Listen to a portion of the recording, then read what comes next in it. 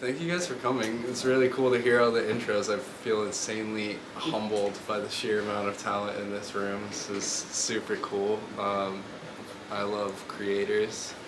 I guess like this isn't gonna be like a crazy, very serious lecture or anything. I just wanted to show you guys kind of like my own journey in the footwear space, my own journey like through this stuff, and do a little show and tell and maybe a little VR demo at the end. But I'm Robbie. This is so like I didn't really go to school for design or anything. I just like started getting interested in shoes, and they just like invaded my mind. And so one day I just decided to make them, and this is kind of like where it started. I didn't even know what elast was or anything, so I just like duct taped my feet and then cut that off and filled it full of spray foam. And this was like my first shoe that I ever made. Was just this like, I don't know, I found a dress shoe at a thrift shop and an old sneaker and a jean jacket, and just kind of used like an X-Acto knife and crazy glue to stitch it together. And that was about when I found Keiko and Brooklyn Shoe Space. I had just moved to New York and was super interested in making shoes and knew nothing about it. So I found Keiko at Brooklyn Shoe Space, and this was one of the first kind of that I think we just did monthly membership, but I was just like sat here and I would just like play with materials and go to like Mood or whatever and buy stuff. So I sketched out this shoe, and I just had this idea in mind, and I ended up making this guy right here, which is like just kind of this, I think we had like a Roshi Runner Nike sole, and just like a literal coil of elastic, and then this heel that was made from like geometric blocks of foam and then wrapped in like a nice calfskin suede. But that was kind of like the beginning for me of just like making shoes and getting into it.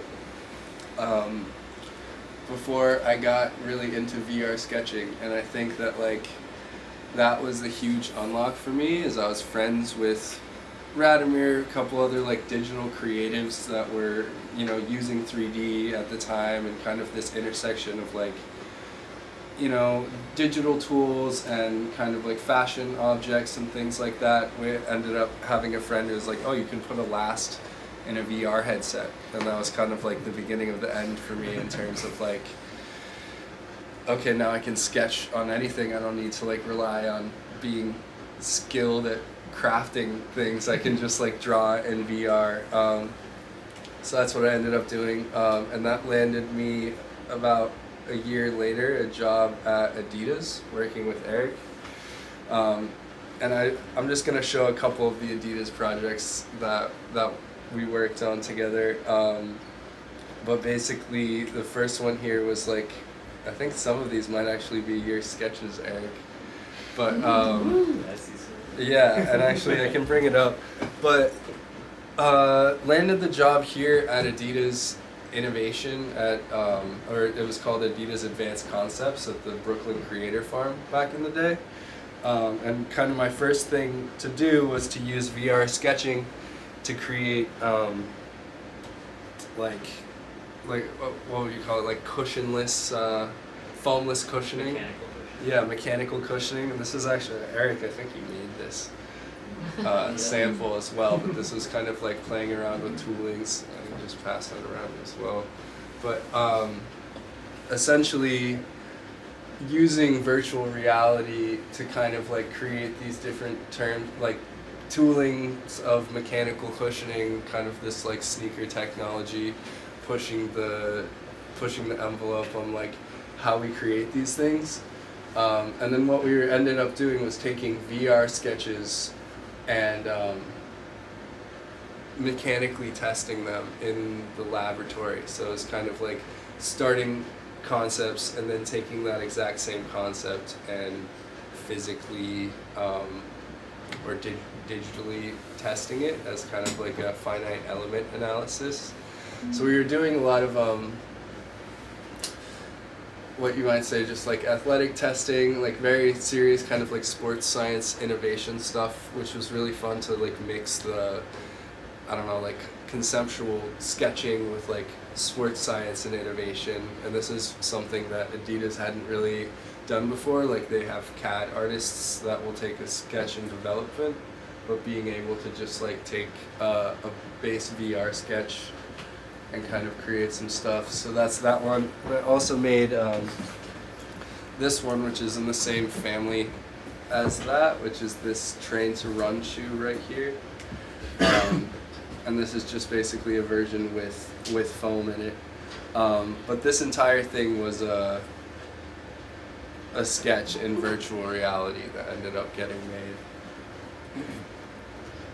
So that was kind of like mainly what I started doing, was just sketching in VR, like taking an Adidas brief, sketching in VR, and then, I don't know, and this is kind of just like from the corporate side of it, something I wanted to note is you can make something and spend a year on it, a year and a half on it, make it really cool, and then pitch it to a place, and then they kill the project. And it happens a lot, more often than not, where like, you know, to try to keep my creative spirit alive in like this corporate environment has been one of the hardest things I've ever had to do. So I remember like we hit the ground running with this project, and it was very exciting and very like, I don't know, gung-ho, and then all of a sudden it was like, boom, dead stop. They didn't want to do it. It was dead in the water. And it stayed dead in the water for a while before Yohji Yamamoto came to the Adidas archive, and he saw this tooling in there and decided he wanted to pick it up.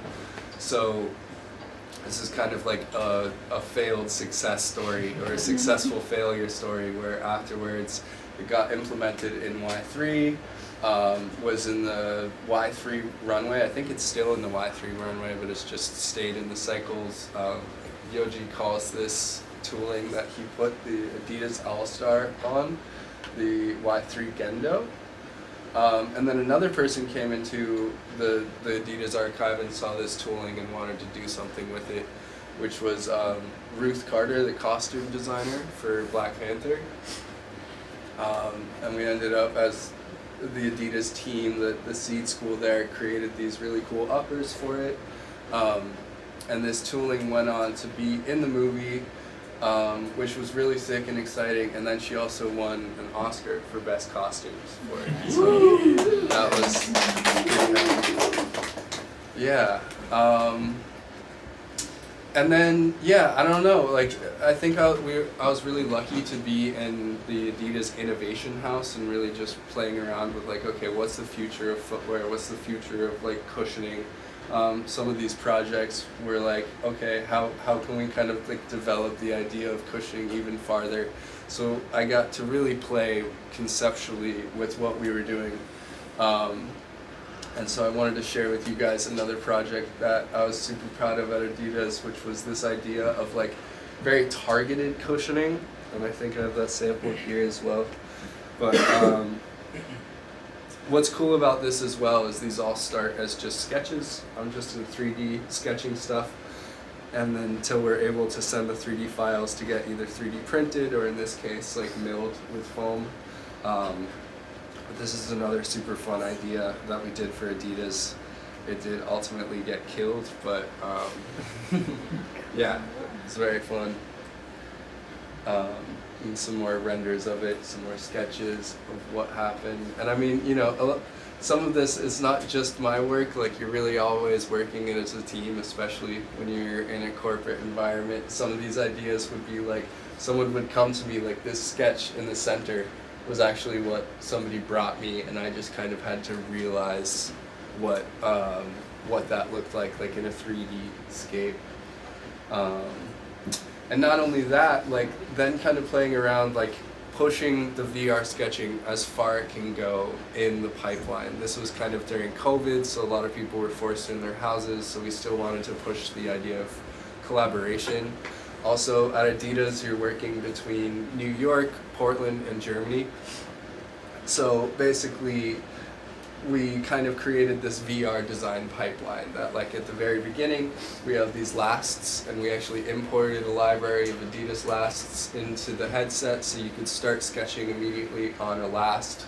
And then we would invite all the partners in, so like marketing, developing, engineering, we'd all get in one VR room and be talking about this one model, like, all at the same time. And then what's cool about that is we can just, as soon as we're done and we're happy with the print, either test it like you saw earlier, or just like create, 3D print it right there on the spot to create a physical model. But yeah, super happy with this one, even though it was ultimately a killed project. Like, this kind of stuff, this kind of innovation was very satisfying to do. Some more images of the product. I actually, this GIF right here, I remember we pitched to Yeezy, when we brought this same GIF to Yeezy, and I think we actually ended up stepping on a Yeezy shoe in this, and I remember one of the designers at Yeezy was like, "That is just disrespect."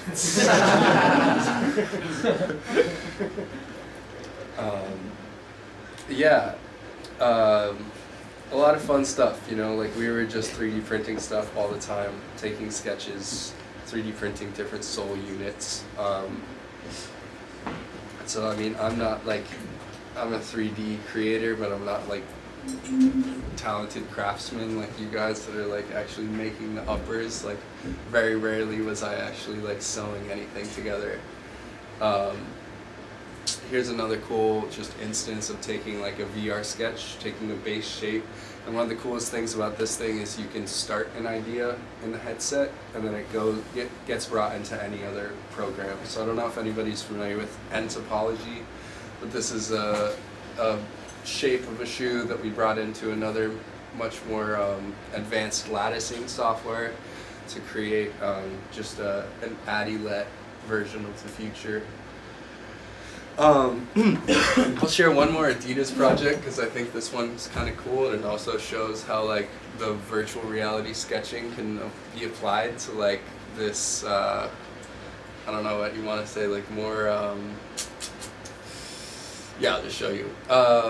So that's Anthony Edwards in this last slide. He's an Adidas basketball player, signed to Adidas, so we got to work with Adidas basketball to kind of create these different technologies, or like, you know, the way that Adidas works is like they have like a technology like Boost, or like one of their plates. In this case it was these things called speed rails, and it was another cushioning technology called Light Boost. But the brief here was basically like, okay, we want to make these kind of like, you know, diving board-esque little tuning fork things that make you spring a little bit more, and we want to add that in with our Light Boost.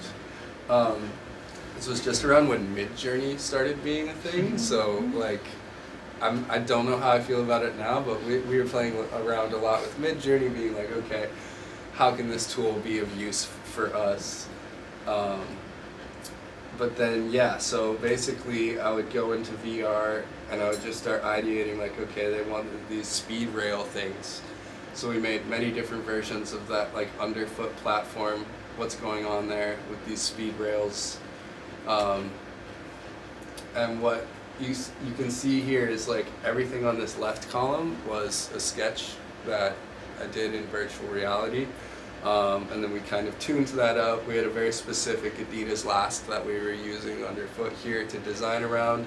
And then what you see on the right column is actually the factory CAD from that. So they were able to extrapolate CAD data information that they were able to use from the sketches. So it was just pretty useful for them, and kind of like helped speed up the entire process of this shoe. And that's what it looks like with the upper. Another crazy thing is like when you're working with signature shoes, like this was a size 13 and that was sample size. So you're working with like massive shoes. And you can kind of see like the AI influence. You can also see like this is a full-on digital render, and then the shoe does not look far off from that. Yeah, played around with a couple different things. I helped concept for the some cleated projects as well. Worked with a team to kind of experiment with what would it look like to put foam above a cleat and kind of create some sort of cushioning or propulsion around that. And this final shoe that they ended up developing is launched like last year, I think, and it was actually on the Olympic pitch this like past time. So yeah, it's cool to see some of that stuff that was just an initial concept like be in practical application. How long was that time span? Like it's been a while. I mean, yeah, so this was like, I think this is 2021, and then that's 2024 or 25. So it takes a while. And that was the thing, like we were thinking years out, like what is 20, it's funny to think like 2030 doesn't feel that far away, but it did in 2021. Yeah, another example of just like some cool cleated projects. This was actually using like this pretty advanced 3D printed extrusion that made like extruded very soft like kind of silicone and TPE filaments. We were playing around with what would that look like if it was a cushioning, what would it look like if it was an ankle cushioning, or even like a midfoot lockdown system. Did you get to design the upper as well? Yeah, so you weren't just working on the soling and the yeah, so part. this was a full upper Cool. upper experiment. And one of the things that's cool is this see-through part is also a spray as well. So this was all kind of created by one machine with multiple nozzles. One would like spray a base, and then the other one would go in and extrude these lines. And we were playing around with just like, would this be like a viable structure? To be honest, I don't think any of them played very well, but they look pretty good. Really cool. Yeah. And then also just kind of like pushing into 3D a little bit. I think it was super fun. Also like being a satellite location like the Brooklyn Creator Farm.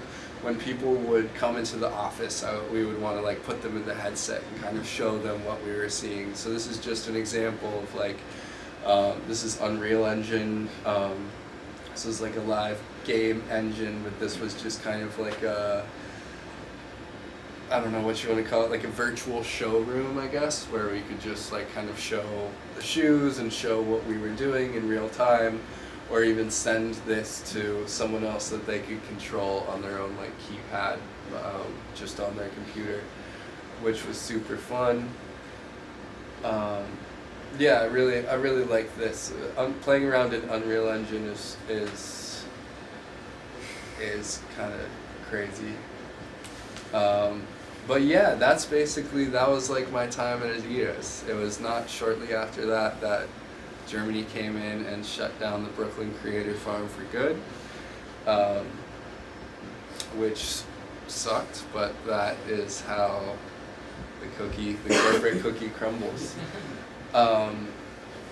So then, yeah, I was actually kind of approached in the middle of my time at Adidas while the Brooklyn Creator Farm was shutting down.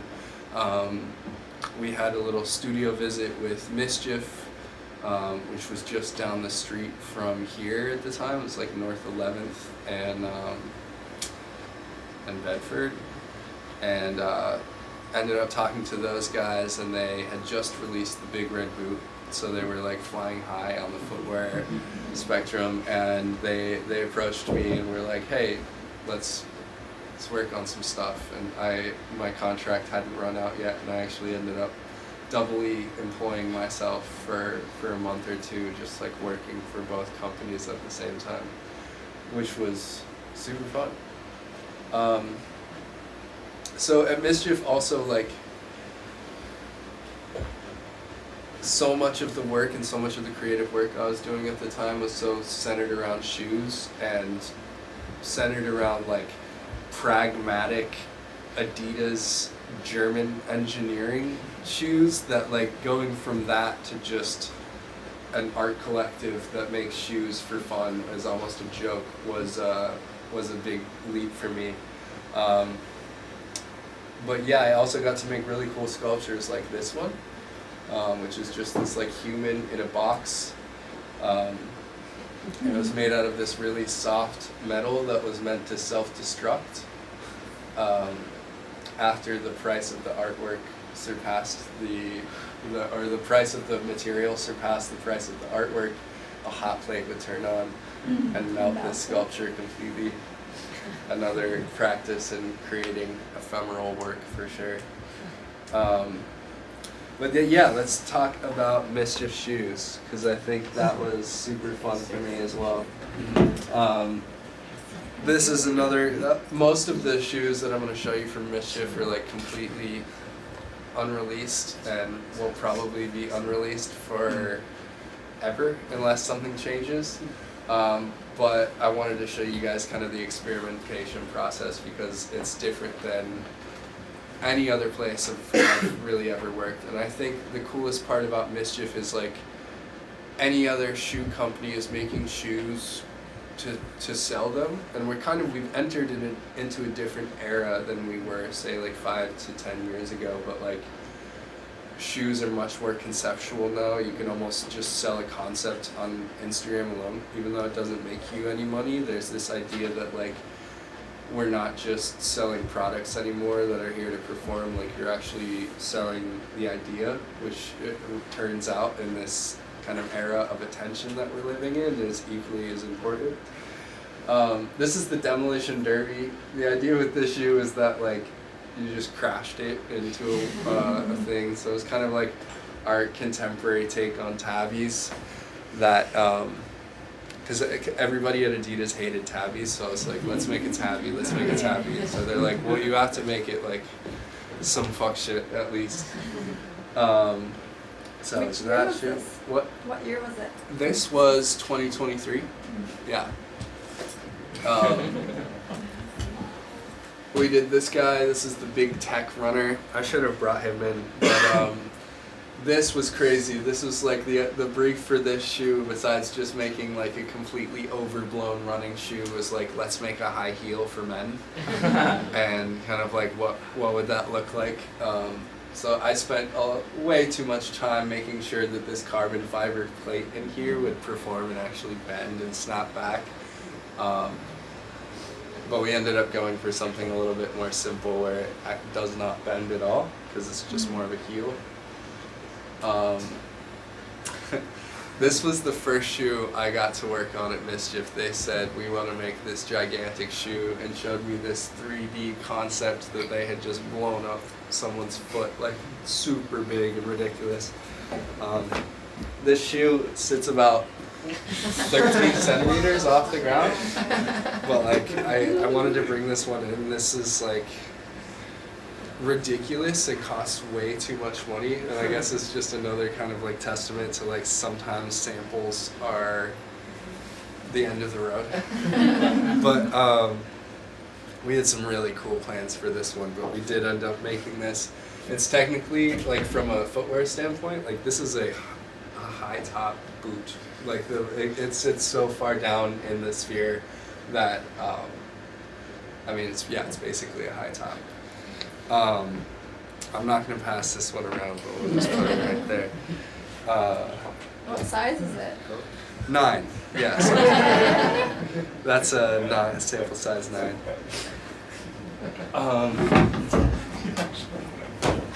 Yeah, one of my favorite parts about MSCHF specifically is we wouldn't really start with a brief. We would start with like, what kind of ridiculous idea is going to get a laugh or raise enough eyebrows in the room to kind of like make something happen. So this is this concept I drew a while ago based on the Timberland boot that MSCHF we did. This is the upside down shoe. So basically you wear the shoe as a high heeled loafer, and it's got like a little heel in the bottom. Yeah, I think I have a picture here, but we're also like, I ideated it in VR so they could make like a version of it, and you can kind of see the last of here and where it sits. The idea here is that this is going to be an airbag that you can see your sock through. But yeah, love the upside down shoe. Probably one of my favorites. This prototype was made here locally, or was it factory? This is a mix actually. So we made a bunch of things like the internals of this shoe were something that we 3D printed here in house, and then we sent that out with the last, and we're like, clothe this basically, like add the skin to it. It's backwards highs. You may have seen these. These are still on sale at MSCHF.com. The one you're wearing? They're ones I'm wearing. Yeah, they're actually really comfortable as a slide. They're kind of just like a high top slide. Another idea though, just kind of like a ridiculous sketch until we made it real. It was really fun, kind of like at first figuring out what the challenge was in creative MSCHF footwear compared to something like Adidas. I think like, at Adidas we're working with sports science, we're working with like making things like ergonomic, making sure they're wearable, or making you run faster or whatever. But then at MSCHF, the same challenges kind of apply, or even more difficult. Like, how do you make a backward shoe ergonomic or a backward shoe wearable? So we're still like playing with like making sure the parts of the flex point of the foot are still, not too much material buildup in those areas. Making sure this ankle area is high enough on the foot to kind of like grip the ankle and make sure they're not falling off. So you're still kind of applying your design mind to these ridiculous concepts to make them plausible, to make them wearable. Which brings me to my favorite shoe. This was a project we've been working on for a while, and the idea is that like taking a sneaker and creating like a helical twist on it. And the first version of the shoe is a completely VR sculpted sketch. So this is like completely 3D printed, just like VR sketch. We ended up working with this really cool factory that actually makes the Balenciaga sneakers. And we made this guy, which is the twisted leather. And for the footwear people here, what's cool about this shoe is we actually used a last that's completely symmetrical, like medial to lateral. So we were able to save like almost half the amount of money on tooling, because the only thing that differentiates the shoe from left to right is the drop-in insole that goes in, so it just has left and right arch support. Meaning that both shoes are twist the same way. So the idea here is that when you wear them as a pair, they're both twisting counterclockwise. So you can see these as well. But yeah, that was kind of like, MSCHF now, we're still doing some footwear projects, but we're much more in the art world and much more like been pushed into other areas outside of shoes, which has been fun and a challenge, and I still miss shoes very much. But yeah, I do love other stuff as well. Like, I don't know if you've seen my Instagram, but my favorite project I've ever worked on was this chicken that got attacked by a fox and had to be bottle fed by its owner for a long time, until we came along and I 3D scanned its beak and created this functional prosthetic for it out of aluminum. And once we posted this, it got a little bit of traction, and you can see here at the bottom left, this animal sanctuary upstate got to us about like doing the same thing for some turkeys that got rescued by rescued from a Thanksgiving farm. Gosh. So I guess they cut their beaks super short at Thanksgiving farm, so we made these like little attachments that help them. But yeah, I would love to do more of this stuff in the past or in the future.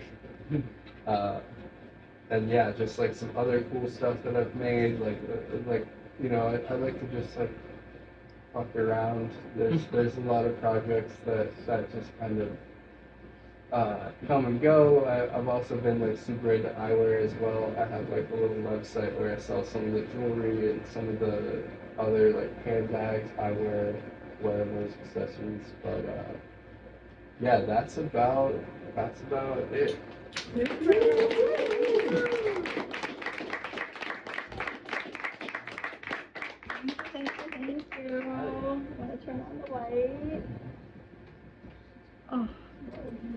right.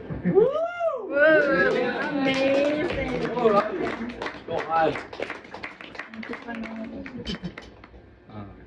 Yeah, cool. And I do, at some point we can set this up and I can show you how I Ooh. sketch stuff. Yeah. Do you want to do it now? What do you guys feel like?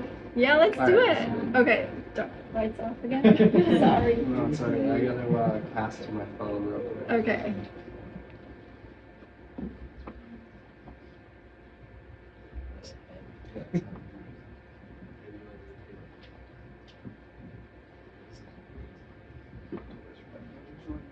So, oh yeah, join the call and then, oh you already joined.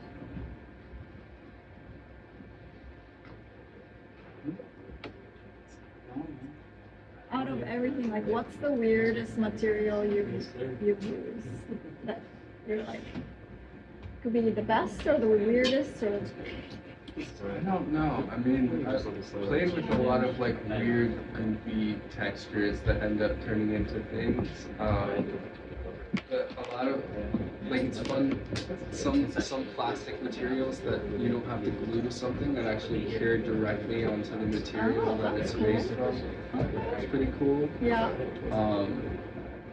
Yeah, I'm trying to think of what else. I just 3D printed something out of titanium for the first time. Titanium's kind of cool. Wow. Very hard to work with. Yeah. Yeah. I bet. Yeah. What's the runtime process for like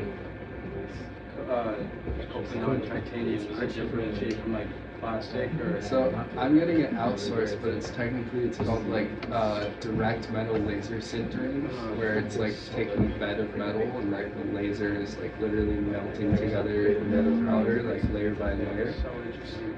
But it takes like standard 3D printing time, like anywhere from like 2 to 25 hours. Yeah. Yeah, no, that's cool.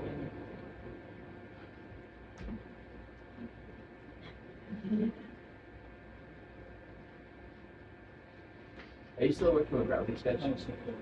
Yeah, every day. Are you still working with Gravity Sketch directly and stuff like that? Like, Oh yeah, I mean yeah, I kind of failed to mention that, but I did work with Gravity Sketch at Adidas. We were helping like basically develop this app for footwear design. But yeah, especially when I was at Adidas and they were excited that they had a Gravity Sketch user there. I make you big again. Okay. Is it okay? Yeah, how's the lag? Is it super laggy? No, it's fine. It's fine. Okay, so like this 3D print that is being passed around right now, this was kind of like one of the versions of it. And this is just like, yeah, a 3D sketch of the shoe. So like all the parts are right here. You can see all the parts, like there's laces and the tongue. We've got this symmetrical last that I was talking about. I can kind of just delete the upper and I can show you that, yeah, this is literally the tool for the twisted shoe. Wow. Which was very hard to create orthographic views for, I'll tell you that. There's not really a medial and lateral, there's like funky helical vibe. But I can delete this and just show you how. I know, it's so interesting. This I'm gonna put the water bottle away.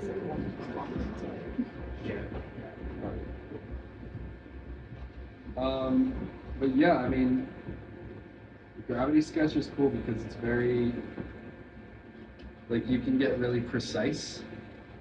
You can actually see our room too? Yeah, I can see you. I can see you. Oh, okay. Yeah, I like being able to see while I'm doing it. Otherwise, it feels like I'm kind of in like a sketching jail.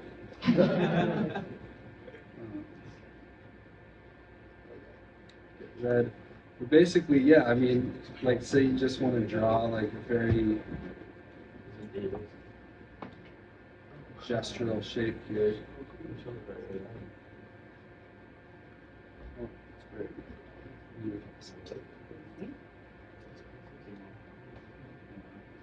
But Yeah, all right. Let's make like a cool heel component here.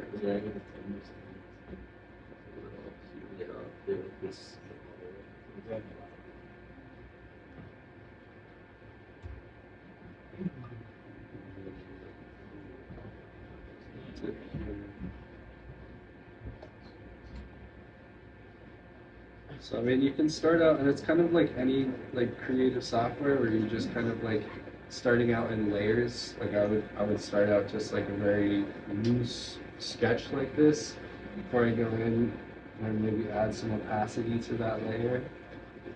So I can go in with kind of a more controlled surface, but I have these guidelines to start from. And so now I'm just going to make this, say like I want to make this 3D printed heel component that I can add onto an upper shoe.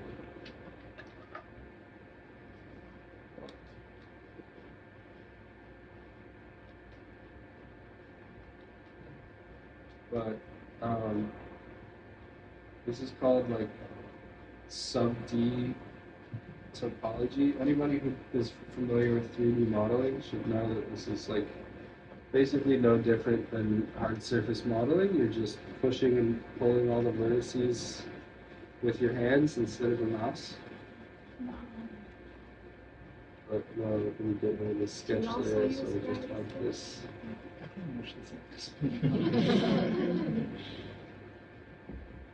When did you get into gravity sketch?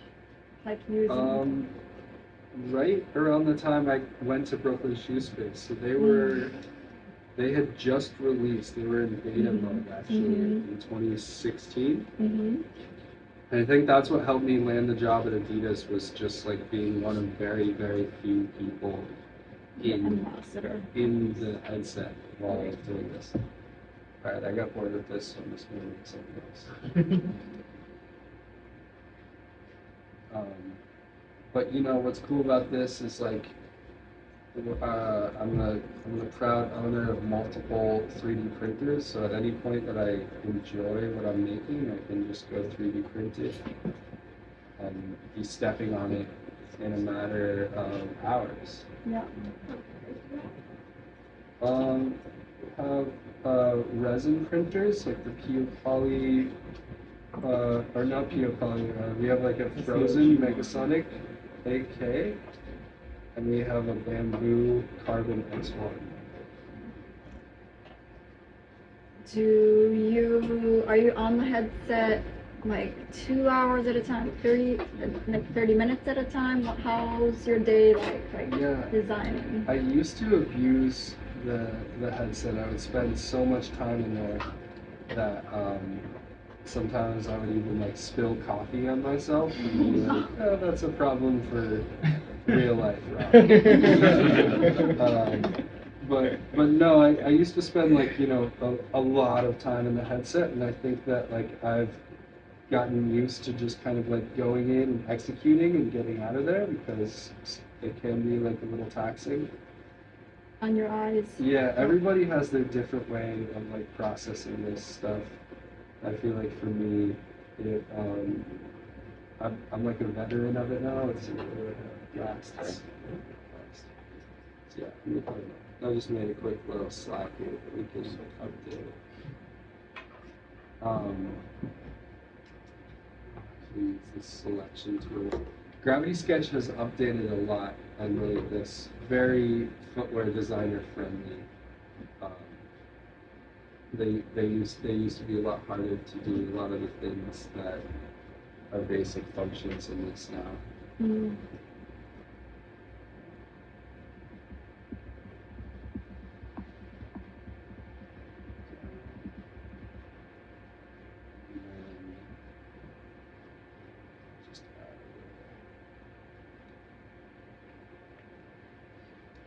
Yeah, I don't know if you guys can see. Can you guys see what I'm doing now? Yeah. Okay, cool. Well, yeah, I'm just making a little slide, and now I'm making a little like soft foam insert for it. But yeah.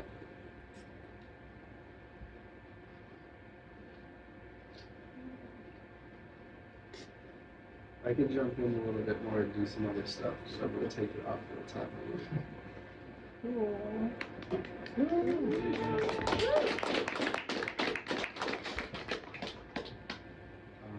But yeah, that's basically how I do everything.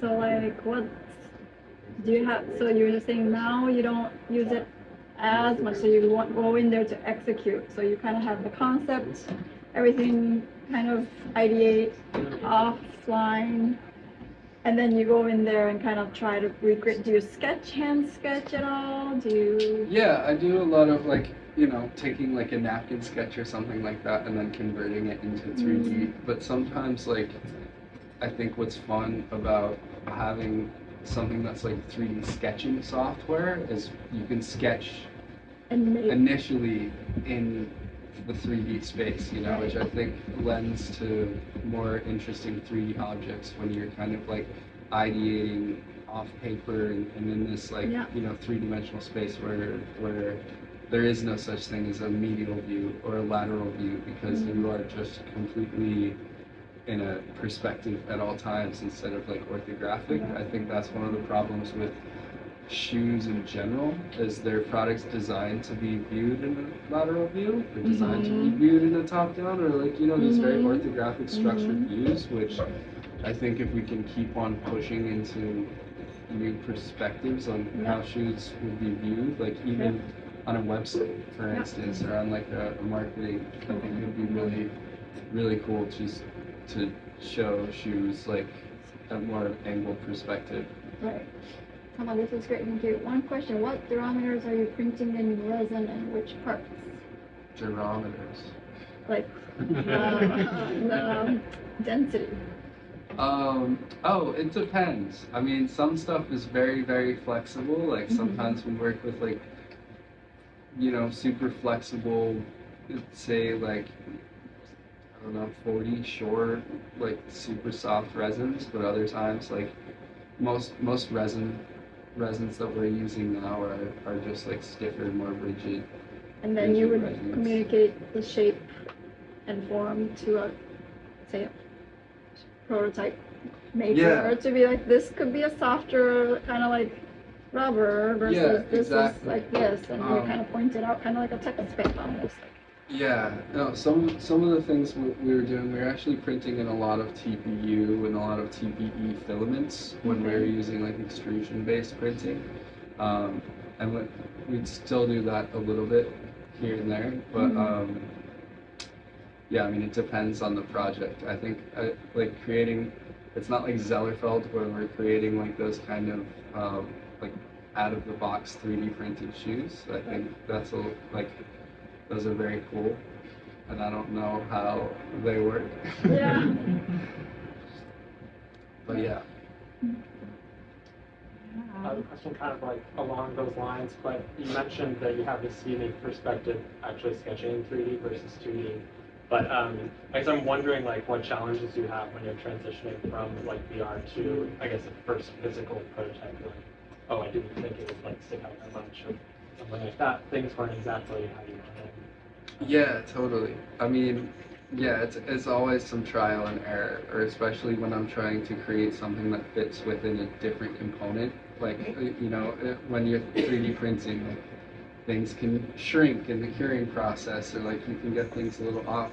But what I do like about virtual reality is versus like creating 3D on screen, so to say, like when you're creating something on a screen, you're not really getting the full perspective of it, but when I'm drawing in the headset, I can see it one-to-one scale in front of me and kind of like move it around in my hands, so to speak. So it's actually remarkable the amount of surprises that it does eliminate just by like having it kind of like virtually in front of you and like in a space rather than just kind of like pivoting it around on a flat screen where you don't really get the same sense of scale that you would if it's like right in front of your face.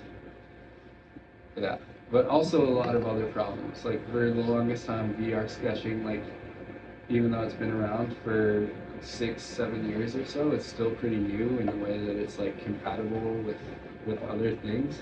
It's gotten a lot better since then. We used to like have a lot of challenges with implementing, like, it was my full-time job for a second to just make sure these VR sketches would be recognized by programs like Rhino or, you know, like other programs, and now it's kind of out of the box. Gravity Sketch has a export setting for Rhino specifically, so it's, the technology is evolving with us and with our demands, and that's definitely been super blessed just to, like, you know Gravity Sketch, work with these guys, ask for, hey, we should have a button that does this, and then they create that button for us.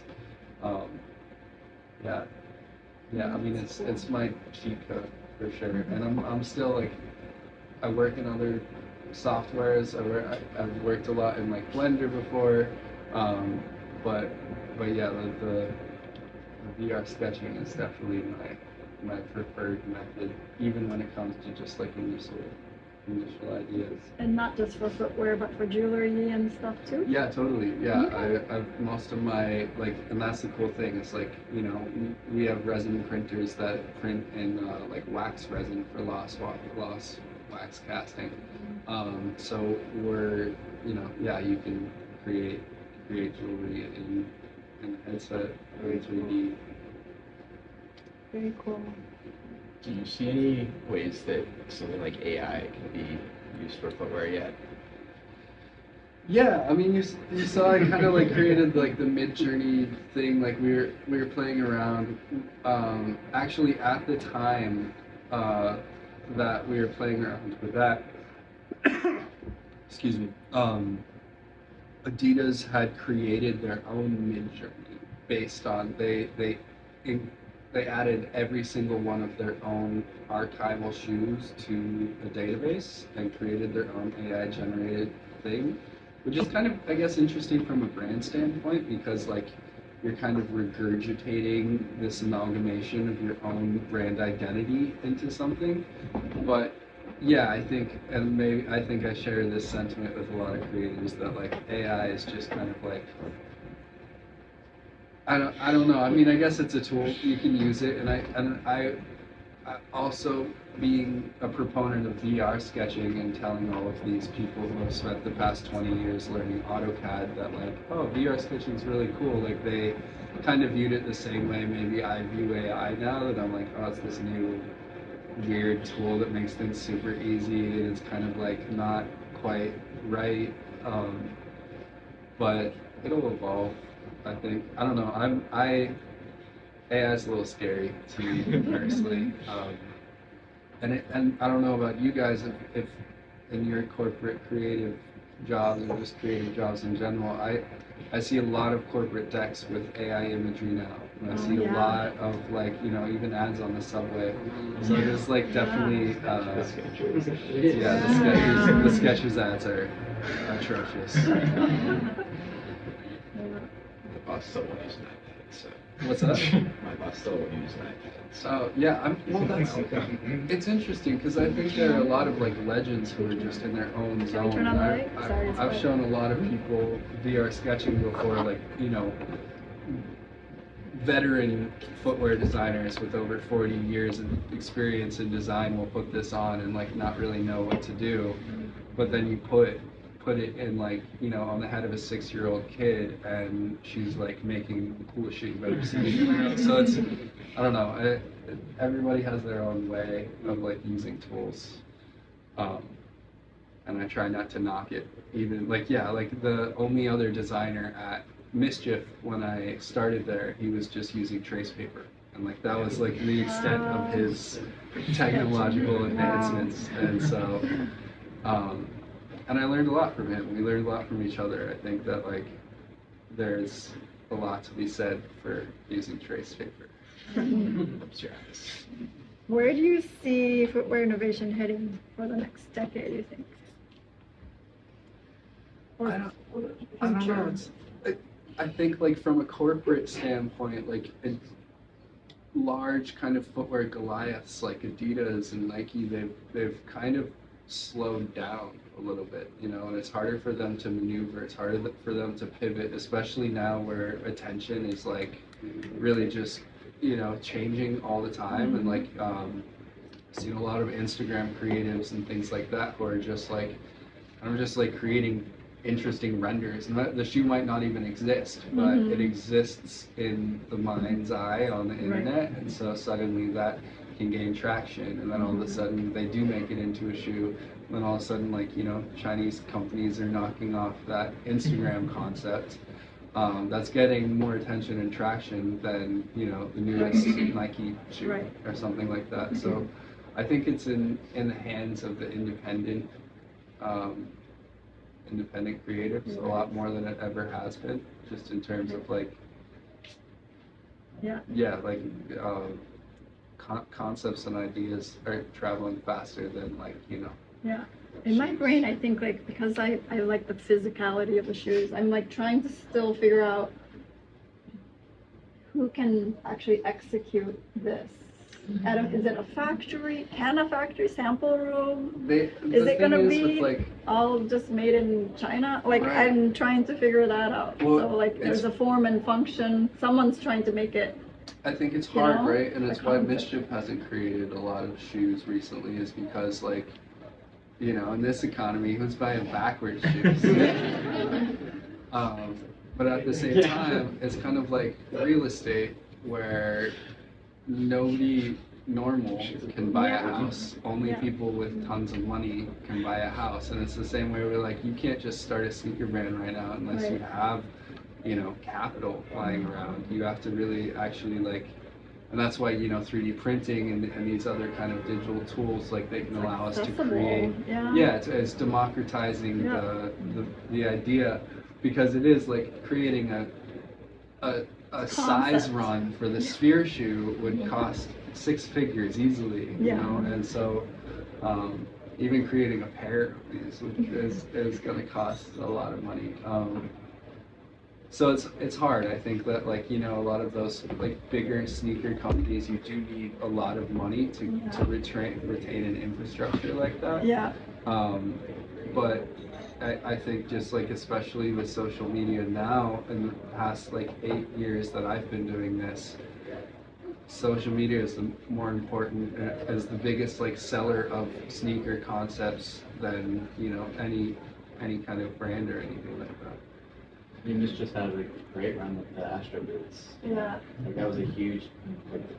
The funny thing about the Big Red boots is, like, they hated it.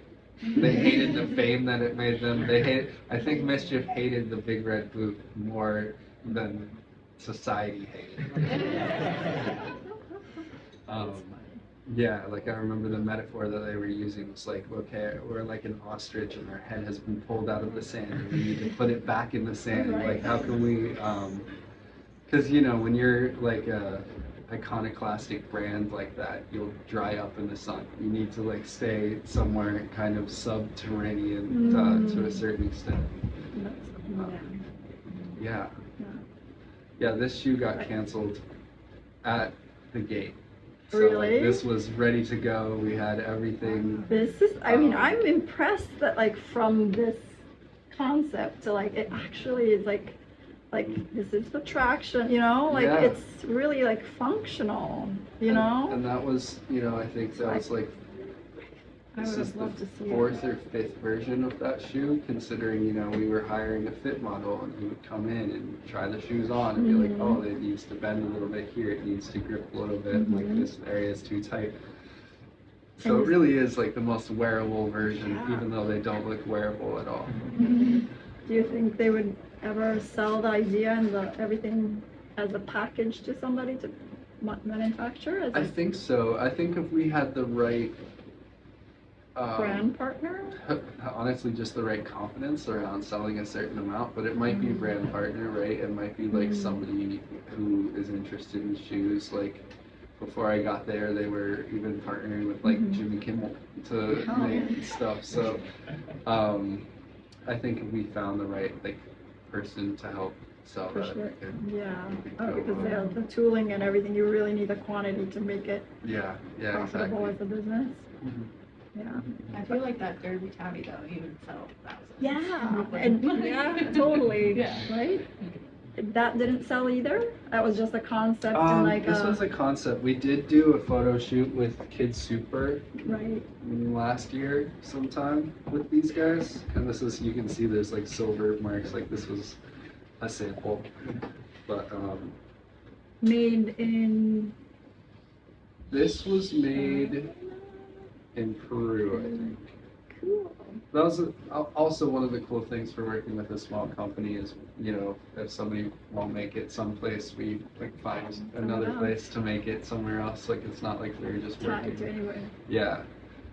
That company that made the Twisted Shoe, Stella, is a really excellent brand or not brand partner, but like, you know, just fabricator factory. They make like some of.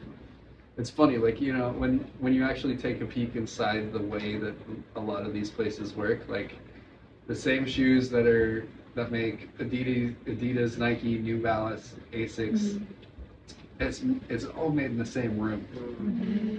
And same with like this shoe is made in the same room as like all the Louis Vuitton sneakers, all the Balenciaga sneakers.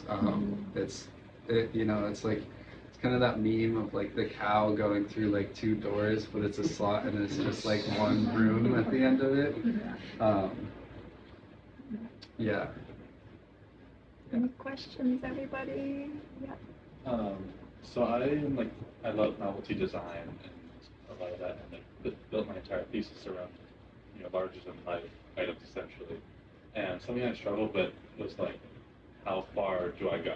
What's the balance being form and function? Yeah. And finding out like, is that too far? Does it? Because I want everything to, you know, you can still use it, you can still do whatever, but they're ridiculous. And so, curious what your thoughts are on like, No, totally. balancing that. Yeah, I mean, you know, going from Adidas where there's just like, you know, pragmatic German engineers that are like, but why? You know, to literally just like, if it makes everybody in the room laugh, then let's go for it. The two things, like, you still have to make it exciting. I mean, to an extent, I think there's a purity of design, which is like, if something fulfills a function and it looks beautiful, like that's it. That's all you need, right? But when you do get into like more contemporary stuff and like more of this art world style of things, it becomes about like, you know, it becomes about the form. Like suddenly that is the function of the shoe, is to be thought provoking and to like, I mean, for something like a wearable, obviously that's its first function, is it's a wearable. So it's got to function as a wearable, or maybe not, like the Sphere shoe, which actually I did make sure, if you see this tread pattern, took a lot of work to make sure that this wouldn't twist your ankle. And so, you know, I'd say it's always a balance, but yeah, like at a certain point. What's up? Inside? Or rolling out? No, I mean, it just has this front rocker, so like when you're wearing it, I mean, you know, you would Can someone like go, end did there. you try it? Yeah, we absolutely. We have one that's just like a foam version that is just made to make sure like it's stable. But I don't know, push it as far as you want, because I think that like at a certain point it does fall off, but at a certain point like ideas do lose a bit of their, like it has to have at least like enough of an interesting grab to have it be a thing. But like, you know, when we sent the backwards shoes to the factory for the first time, they were like, these fucking idiots. And they sent us back the forward shoe onto the backwards shoe. Like, they don't know what they're doing.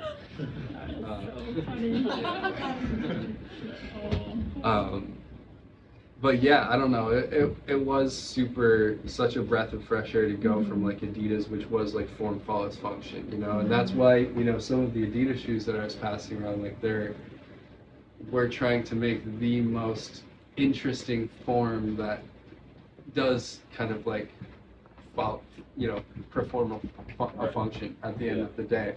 Going from that to something else, which is like just making sure you're not gonna like break an ankle when you use it.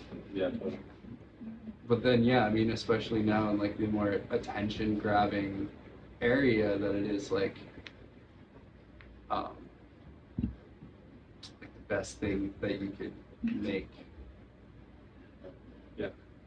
I don't know if you listen to Freakonomics. It's like what was it, like this shoe is killing me is an episode, and it talks about like the barefoot shoes and the other shoes, but like right now I feel like there's like a whole renaissance of like you see so many different type of shoes. People, like when I was growing up, the beautiful shoes was like this specific style, and that was it. Nothing else was cool enough or beautiful enough. Or even now, I think there's women who think I'm going to a job interview, I have to have this kind of a shoe and this kind of a toe shape. And that's not true anymore, because you see so many, like you're saying, how it's democratized, and like the images out there of super cool and chunky, whatever it is, you know? Because like when Crocs came out, people hated it, but like it's, you know, there's believers too. So like, yeah, the whole notion of like as a future designer, you have more freedom in a way. Yeah, I think. And also at the end of the day, the more we're learning, like all shoes are bad for you. Yeah. We're undoing evolution Yeah. by wearing them in the first place. Like I think like we besides like a little bit of like thermal regulation and like bacterial prevention, like there's nothing that shoes are really doing for us. Like you might think like, oh okay, like it's helping me. It's not. It's just like, you know, barefoot ultra marathons, and people are running like 20 miles. Like some dude who's barefoot is gonna run better than like, you know, all these people in these really advanced running shoes. So I think like at the end of the day, knowing that it doesn't really matter is also really important. Yeah, I think so. And like it's like a learned concept, I think, of shoes should be like, who told us that I mean, back in the day, it used to be just, it didn't have a left and a right. It was like interchangeable. Like, so when did it change to this? And then, you know, there's also the factories that come into play as well to make it easier or whatever. They might have done something that we don't know. You know, as a consumer, you might not know about.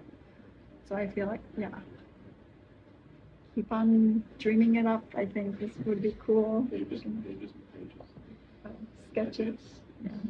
That's sick. Yeah, it's cool.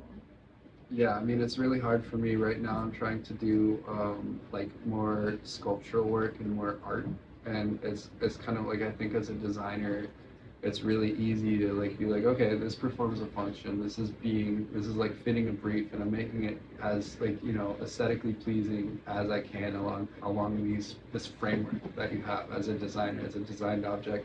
But once you get into art, it's a lot more, it's like your decisions are completely your own, and you kind of just have to like follow your own direction with what that is, you know. And I think that fashion and a lot of that stuff, like it is wearable art. It's not really designed the same way sneakers are. And that's, I feel like a big thing that I've just learned in my own journey is like going from, you know, a design house to an art collective is like, there is a difference between art and design. And like, I think recognizing that even some of your more contemporary designs, like that's art. It's not really like design in the same way like Dieter Rams is talking about design, you know. And also it's a whole new set of rules every single generation. Like you kind of, everybody thinks of these constructs, and then something new comes and blows everything out of the water. So Yeah. Do you ever have creative blocks? What do you do? Like, yeah, totally. I mean, to get out of it, do you do anything? Or? I don't know. Nature is always like the thing that I go back to almost every time. Because like, I talk about design, like, you know, biology is like the best design. It's got like, you know, millions of years of trial and error. So like you go out and look at a plant and be like, whoa, holy shit. Like, you know, I think that like, just going out in nature, especially living in the city, it's really hard to like find like a moment of silence and fresh air and just making sure that you're like stable, or at least that's the way it is for me. Mm-hmm. But also like, you know, change your medium. I don't know, there's definitely a point where, and not to knock shoes at all, because I will always come back to shoes because I love them, but like I remember when I was just like, I'm sick of making shit for people to step on, you know. Like, I want to make like, you know, something else. So try to make something else. Like I got really into jewelry for a while. I started teaching a jewelry class at Bushwick Jewelry Casting. Shout out to Cindy. But yeah, change your medium. Don't be afraid to change your medium. The other things are still right there for you. That's cool.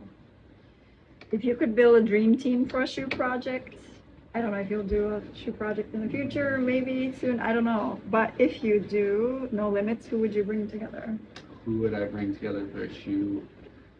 I feel like there's this old Kanye interview from like 2017 where he's like, I got like wizards and gardeners and we're all in the same room making a thing.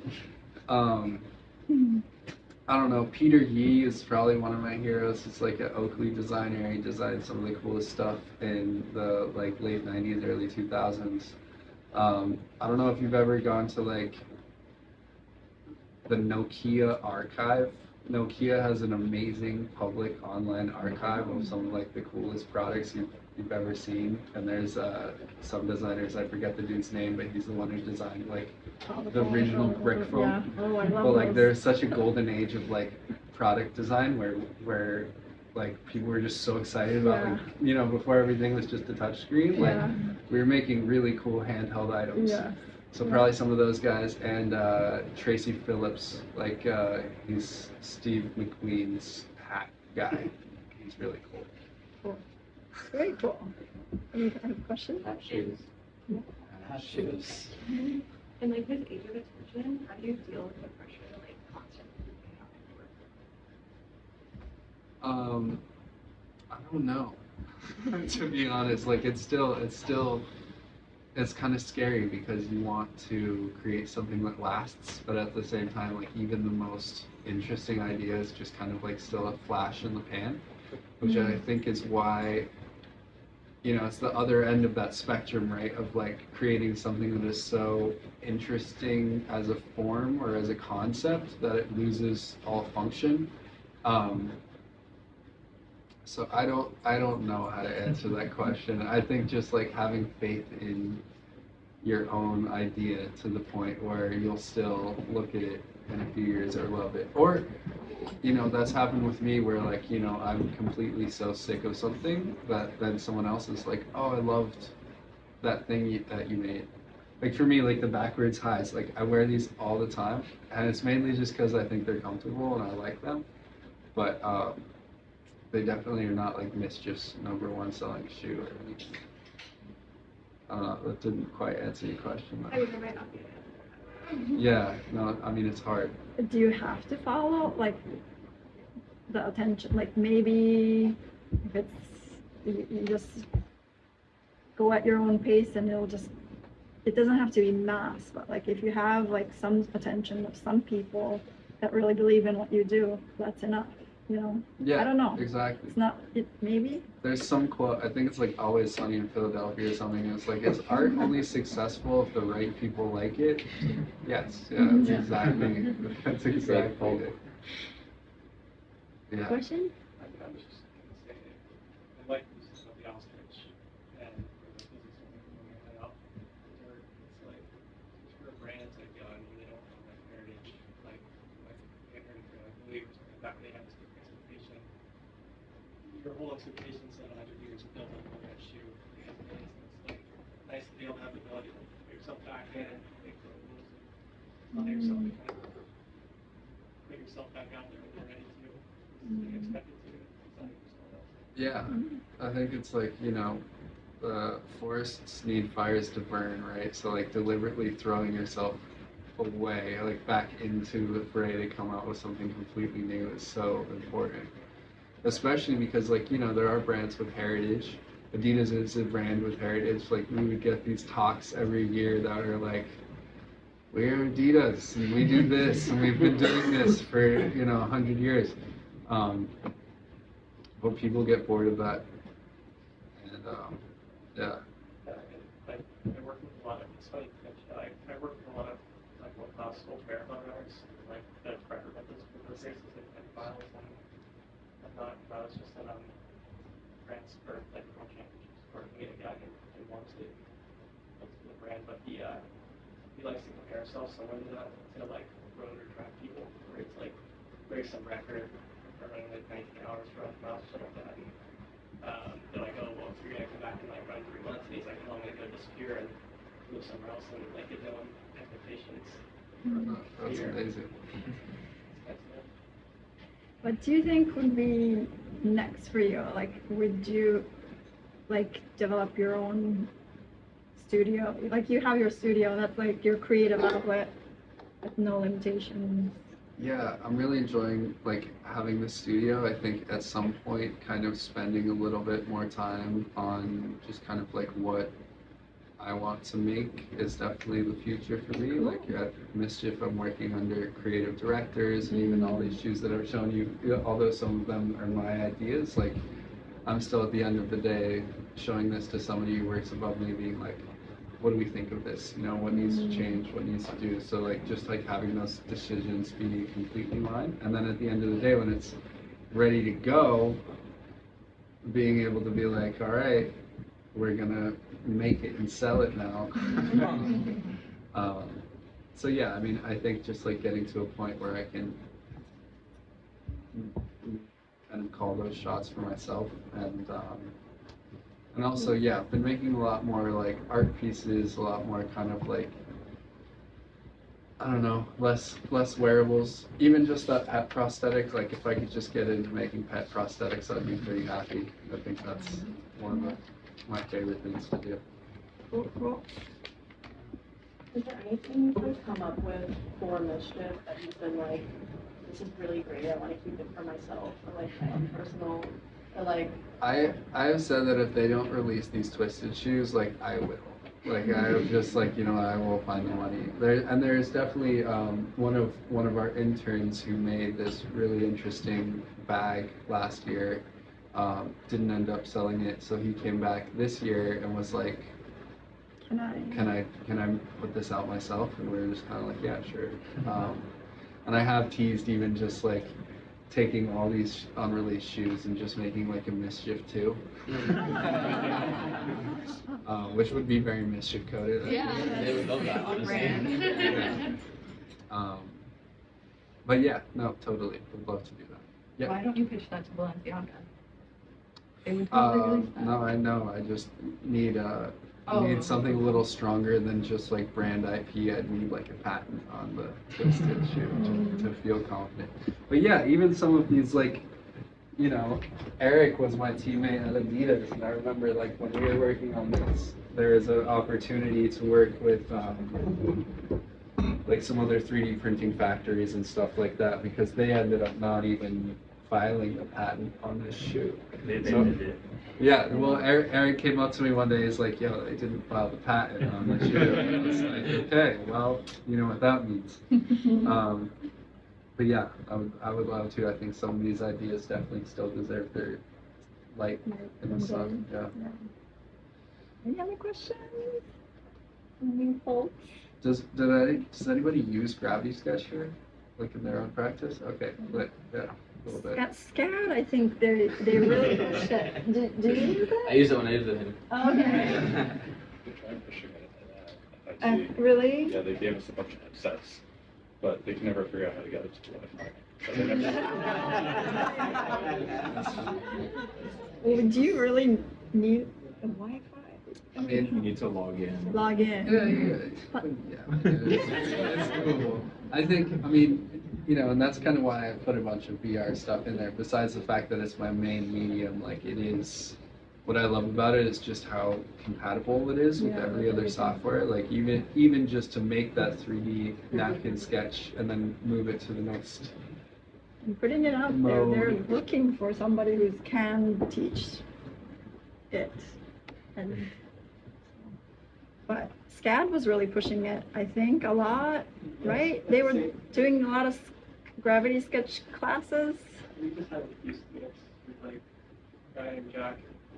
Yeah, he's at the Zeller Fellow Factory.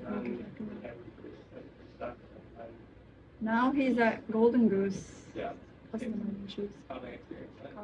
So, He was ironically basically Really? features and like we all just kind of like learned it together.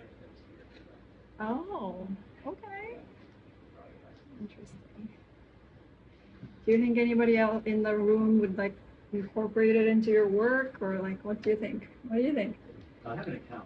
You have an account? One headset. I still don't know how to use it. No, I wish I was trying to find for this slide like the first shoe I made in Gravity Sketch, because like I feel like it would inspire anybody to be able to use it because it was so bad. Like, you know, it's just like such trash, and I feel like, yeah, I don't. As far as any other 3D software, it's probably like the easiest to learn. Also, just the most intuitive, just because like you're literally using your arms and like head and stuff to like move around. So it's really nice to just be able to like have that intrinsic body functions that you just do as a person, like, and using that to create the same way like creators like sculpting with clay and Yeah, I something guess like that. that's the thing for me is like I've only ever worked with Rhino, so Yeah. I'm super comfortable with that.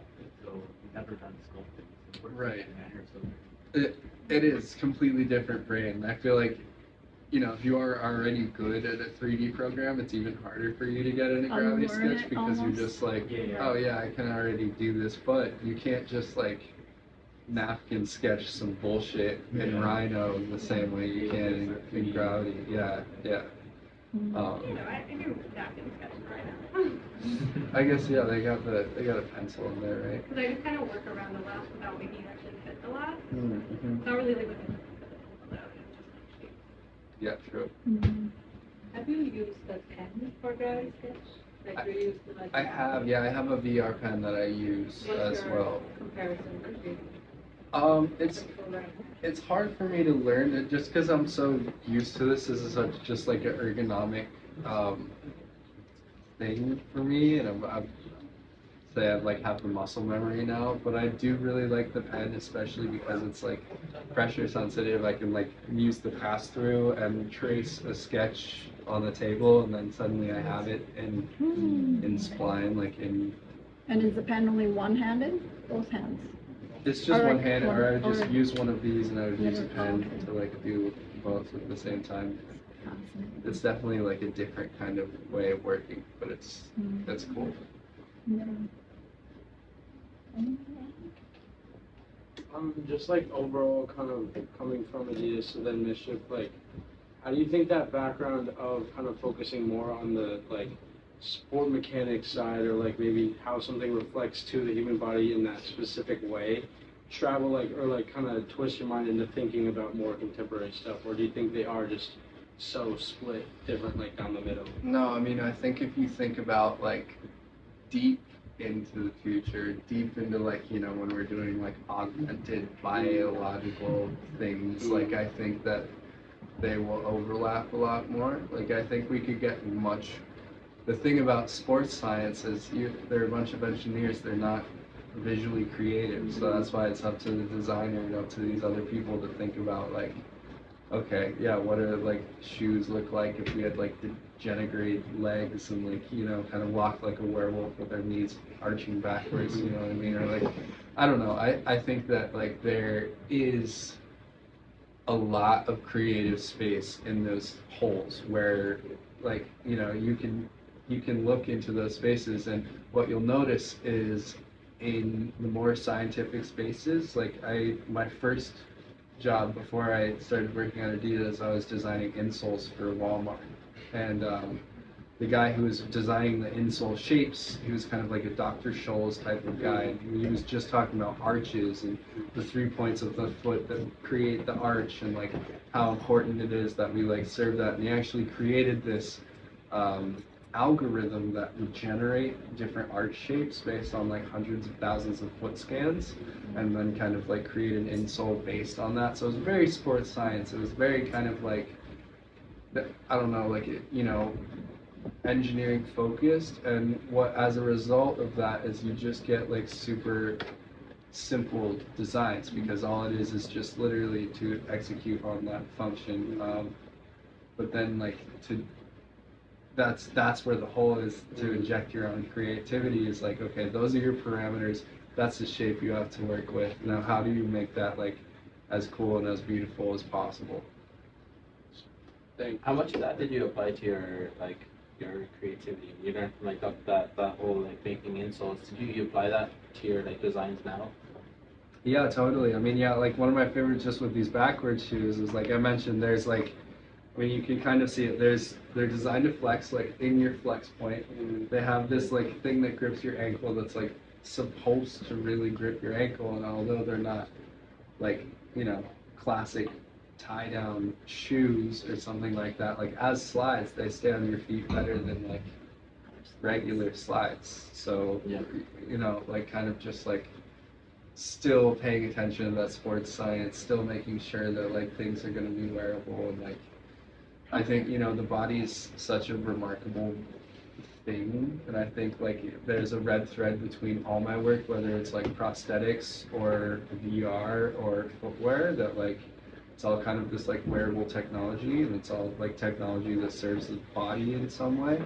And I think that like, yeah, most of the work, most of what inspires me is actually just kind of like augmenting the body and using creativity to do so. How heavy are those shoes? They're really light, actually. I mean, they're a little top heavy, but they're not bad. They're not bad. I wear them a surprising amount, I would say. The worst part about these shoes is walking up steps. It's like you have to like, you know, yeah. Or do you go sideways? No, but I was like on the subway once, and I was like, you know, running to catch a train, and I had like a stack of comic books in one hand, and I just like ate shit, and my comic books went everywhere, and there's this kid with like backward shoes who just like ate shit on subway steps, and like I remember feeling really silly. Fun. Yeah. You mentioned Silicon earlier, and I don't know if it's about materialization, but is that like reserves? What's your opinions on like a brand like that? I mean, there's some really cool people at Zellerfeld. I think he's reached out to some of the coolest designers and talent on the internet. I have some cool friends that have worked with him and worked for him. But essentially, like, it's a clog, you know? It's just like a clog made out of the same material. It's like a mono material. And like, I guess what they just did with Nike is really interesting, where they introduced like an airbag.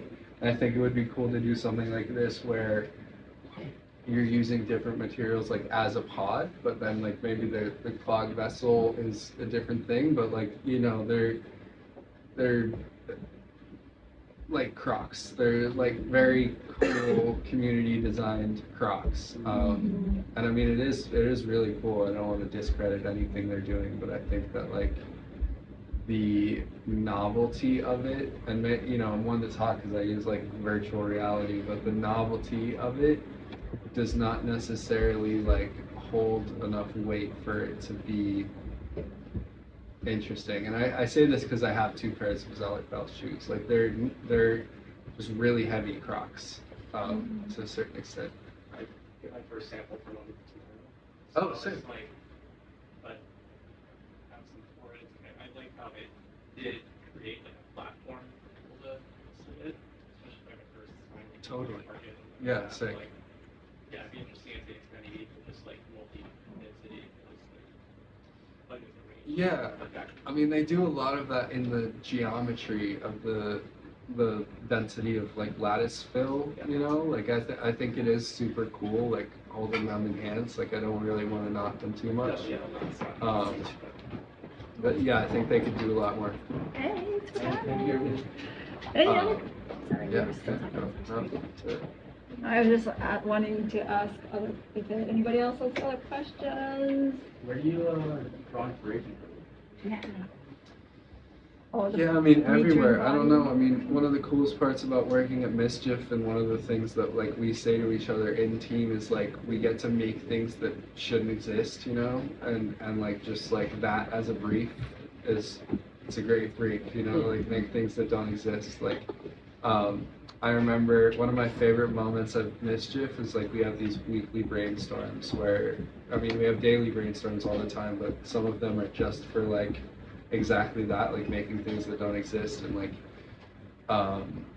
somebody came up and like, you know, you're showing slides. It's like any kind of business thing. And he shows a slide and it's like the hot dog in a shape of donut, like, and everybody lost their minds. We were just like, oh my god.